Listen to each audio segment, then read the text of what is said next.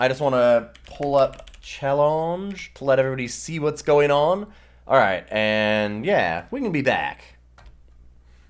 So, we are back for another round. Hello? Another round of our lower middle class Eternal Tournament for the community. We just had BeardBroken lose in winners semifinals and drop down into losers bracket.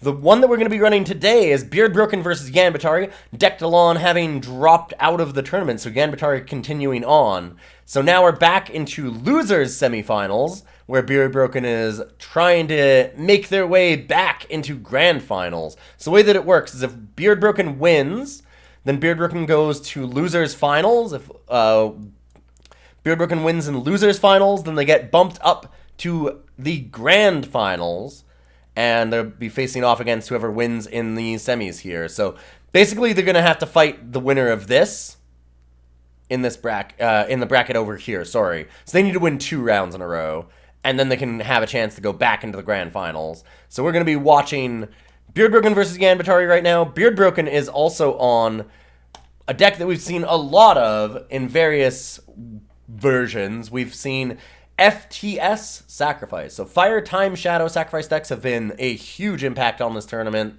I feel like BeardBroken's got one of the more powerful versions with Aramot's Machinations and Heat's Distillation, going for like a really overwhelming amount of card value.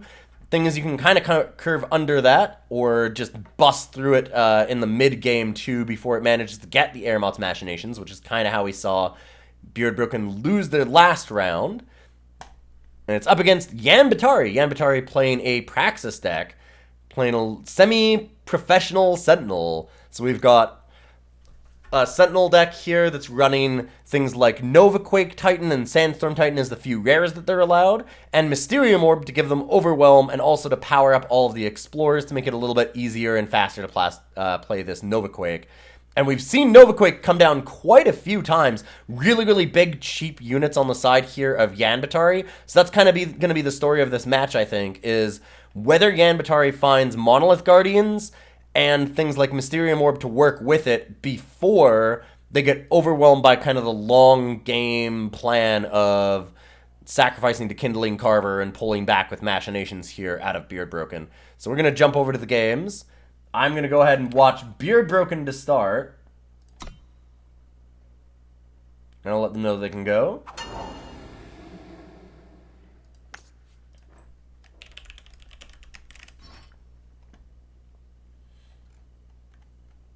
I'll let Yanbetari know as well.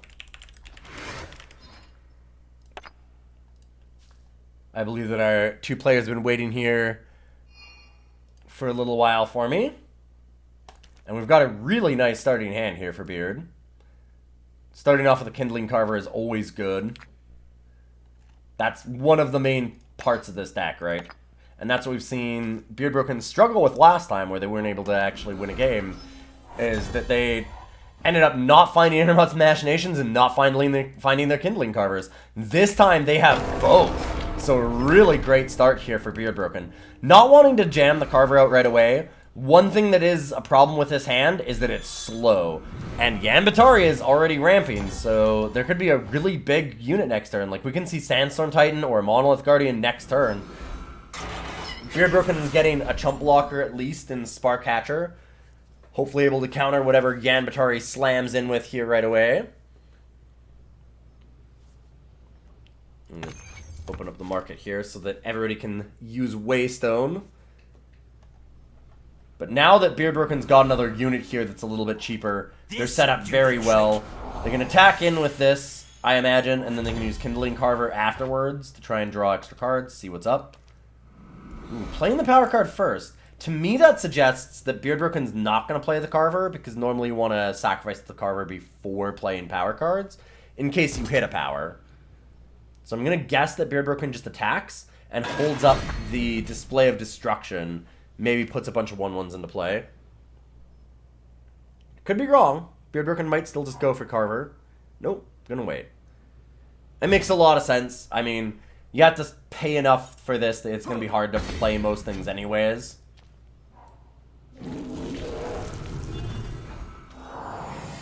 there's going to be a fair number of things you just can't go in on. And Yanbetari getting down a decently sized Infused Guardian here. Remember, this is mostly Pauper, so like a 5/5 Endurance is pretty scary. Now Beard, though, has a really nice wide board. Gets the Carver and start just digging. They can block and Devour next turn. Yeah, perfect. So now Beard is just in that stall the game out, slow things down, get as much value as possible. Ooh, and a Seer comes out of Yanbetari, which is nice. I mean, it's going to stop the Kindling Carver. Unfortunately, we know, unfortunately for Yanbetari anyways, we know that there's Airmoth's Machinations here just kind of waiting. So once there's enough value in the Void, BeardBroken's just going to be able to buy it back anyways. Little bit awkward getting 2 more 1/1s, because obviously that's going to be fighting for slots with Carver to try and draw back. Oh no! BeardBroken top decks Madness. Absolutely fantastic draw here against Yanbetari. Get to steal the 5/5, attack in with the team, and then sacrifice it to the Naheeds. No! BeardBroken's not going to do that! Amazing! BeardBroken's just going to try and go for like more value, drawing more cards. Kind of surprised. I guess that last turn Yanbetari didn't attack, so BeardBroken's deciding that it's better to just kind of wait here, let Yanbetari make the next move, maybe play something bigger. I don't know, I really like getting all that pressure on that. Oh wow, and now playing the Sacrifice Engine. Deciding not to go for the Madness at all. Got rid of the Devour. Did not need to wait for Madness Devour. They had Naheeds. They could have Madness and Naheeds. And now they got rid of both Sacrifice Engines. And Yanbetari gets to pick up a 4/3 out of it, too. But BeardBroken top decks another Sacrifice Outlet, which is really lucky, I think. I feel like BeardBroken made a couple of big mistakes there. They could have put a lot of pressure on last turn. But now I've got to think, like, it's a perfect time to just throw in a ton of damage here. Nope. BeardBroken's just gonna Airmoth's Machinations. Pull back 2 units, sacrifice, and pass the turn. Fair enough. BeardBroken does have a deck that can go very late game, but I feel like BeardBroken didn't need to do that this time. Like, BeardBroken has the hand to just go at Yanbetari's face here and just start beating them down. And I'm really surprised that we haven't seen it happen yet. This'll do the trick. It's just kind of letting Yanbetari have enough time to maybe find a way out of this, maybe get some bigger units, make this Madness not as impactful. Because as time goes on, like, there's going to be more blockers and Madness isn't going to matter as much. Beard did say they were in a food coma. Yeah, I mean, nerves changes things. Not knowing the decks that well changes things. See some weird plays out of people because of that. I think that we need to see this Madness now. No! No Madness at all. BeardBroken just deciding that Madness is not worth it here. Waiting until something bigger comes along. Waiting until maybe it's like a game-ending card, like just absolutely finishes it. Definitely an interesting set of circumstances. I'm going to guess that Machinations comes down again, maybe just the Sparkcatcher. I feel like, I mean, I'm saying that wait on the Madness to be an endgame type card, but I think that if Madness had come down that turn with the Madness and Naheeds, it would have been a game-ending card. Not sure about the sacrifice there when there was no ability to play anything.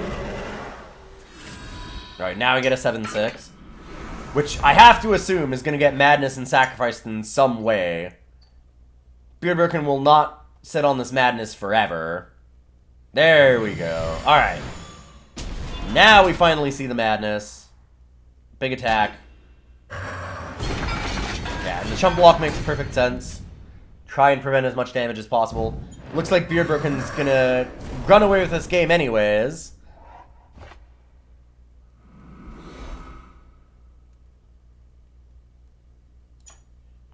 And I would expect to flood the board here. Sacrifice the 1/1 and then get a Spark Catcher. Yep.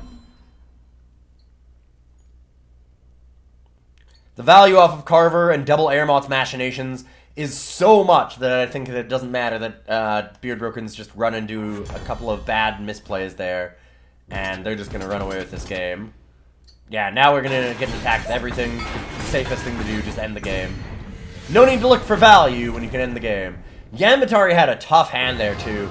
Didn't have a lot of big early Sentinels. Like, got a bunch of ramp cards, but then only found the ramp cards, right? And that's kind of the problem, is Yanbetari needs to find some of those big Sentinels early, and they found a couple of ramp cards and managed to power out, like, a Power Stone into that Trailmaker, but then they spent, like, another 2 turns just kind of treading water, and then finally played that Infused Guardian, so they didn't really gain any value out of ramping. It let them play the Infused Guardian, but didn't let them play it any earlier. And we'll see if maybe their luck changes this time. They're going to need to find some of those Sentinels a little bit earlier and maybe get some Overwhelm on them to bust through all of this wide board position that BeardBroken's deck is able to make. Try and capitalize on some of those misplays that BeardBroken was making last game. We're going to watch from Yanbetari's side this time and see if they can recover this. And already, I like this hand a lot. It doesn't have any units, which is scary. God, they might have to throw it back. It's a tough one. Oh, this is a really hard hand. So, I feel like I would keep this. I'm not sure if Yanbetari is going to. It's really dicey in a lot of ways. The thing that I like about it, yeah, and Yanbetari does keep it, is it has one of the most important cards possible for this matchup, I think, for Yanbetari, which is the Mysterium Orb. First of all, I mean, it gives you ramp, but the bigger thing is, and it gives you a relic for a bunch of your Sentinels, like Monolith Guardian, but the bigger thing is that it gives Overwhelm. With all of the little chump blocking units that BeardBroken has, you need to get Overwhelm on your units. And we saw Yanbetari already draw out of it, getting a couple power cards. And now Yanbetari has an awesome start, able to play Monolith Guardian here, and then just start overwhelming and smashing BeardBroken to death. Yeah, because BeardBroken's going to have all of these, like, Display of Destruction, Grenadin Drone, Spark Catcher kind of cards that are going to make a bunch of little 1/1s and try and stall the game out. And Yanbetari can just bust through them with this Mysterium Orb. In fact, I would expect that the Mysterium Orb comes down here rather than the Infused Guardian. I think I would. It's possible to attack instead and Infused Guardian, then try and get the Orb out afterwards. But yeah, I like the Overwhelm, put up a lot of pressure. Maybe even torch one of these afterwards. I could definitely understand holding on to the torch, though. I almost don't mind torching because a lot of the units in BeardBroken's deck aren't actually that important. They're all just fuel for things. And cutting out on the fuel can actually work out anyways. Yanbetari runs into some bad luck getting the madness. The good part of that is that BeardBroken obviously not having a relic means this is just going to be a 1/1. So it's not nearly as much damage on Yanbetari as it could have been, but still a really awful position to be in.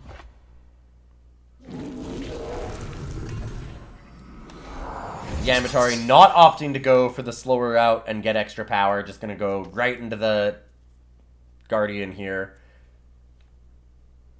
I like that play too. I think that it's better to just get it down. Going to hold these out, try and find some Carvers. BeardBroken using the madness to great effect this time, even though they missed a bunch of value last time, I think. Using it fast and early. And I mean, we can see what that did to Yanbetari's plans here. Oh, wow. Is there a double Display of Destruction? Oh, my God.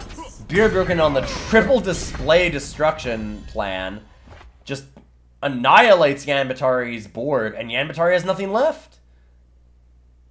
BeardBroken's at 26 life, and Yanbetari stuck with nothing. What an unbelievable hand from BeardBroken.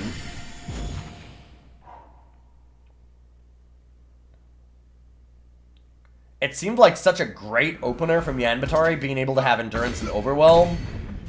But, I mean, BeardBroken just has all the removal. An unfortunate circumstance.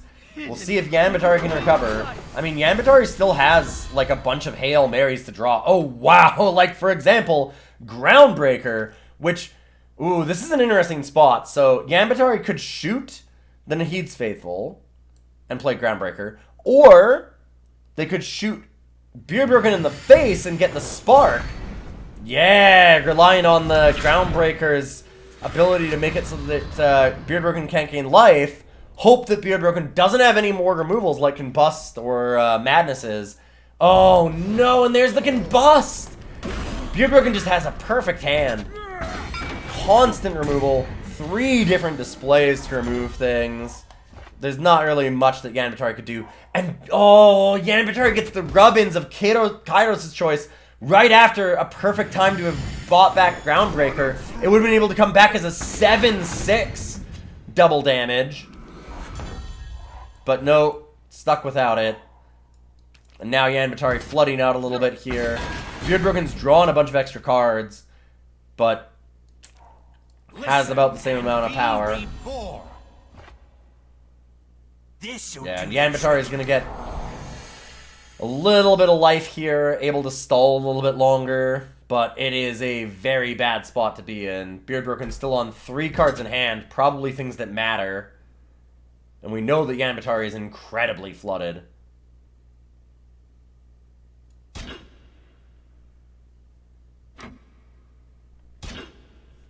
Yeah, Yanbetari even just deciding to block because they're just trying to prevent some damage here.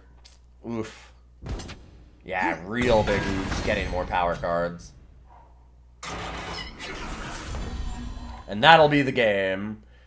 Yeah, Yanbetari just flooding out way too much at the end of the game here. Having a bit of a problem. I thought that was a perfect hand for Yanbetari to keep, and they played really, really well, but BeardBroken just had every answer. Nothing you can do about a game like that. Like, I feel like Yanbetari did exactly what they wanted. They kept a hand that was exactly what they needed against BeardBroken's deck, but BeardBroken had that triple display, the Combust, the Madness, just every removal that was possible to have, and managed to kind of blank what Yanbetari was doing, even though Yanbetari had such a great opener. And then, of course, that flood at the end just really solidified things for Yan. So, a little bit of bad luck, really, really awesome draw from BeardBroken, and some flood, and that's the match. So we've got Yanbetari exiting the tournament, playing very well, but that's not all you need. Sometimes you need a little bit of luck too, and didn't get a whole lot of that. So very well played. Yeah, good games for sure. And we're going to have BeardBroken continuing on. BeardBroken having an unbeaten streak in every match except for one, in which they lost the exact opposite way, where Alesha swept BeardBroken. But besides that, BeardBroken's been 6-0 in matches that aren't against Alesha kills. We'll see if BeardBroken manages to get back into losers finals and try and go back to the grand finals to get the revenge.